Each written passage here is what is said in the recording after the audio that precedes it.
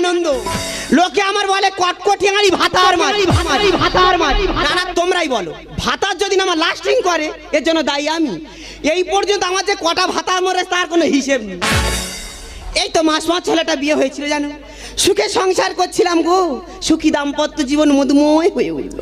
কত হাসি আনন্দ সুখ দুঃখে ভরা সংসার, মান অভিমান, তার মাঝে হঠাৎ কি যে হলো, তা মাঘ ভাতারে থাকতে গেলে প্রত্যেক ঘরে ঠকাঠুকি হয়, আমার হয়েছে। আমার ভাতার একদিন আমার দুঘা মেরেছে, আমি সহ্য করতে পারিনি, আমার তো মাথা গরম, আমি তো আরিয়া বংশের মেয়ে, সহ্য করতে পারিনি, মেরেছি বলে আউটার হাঁটুর গুঁতো। তা সে যদি না দম ধরে রাখতে পারে এর জন্য দায়ী আমি।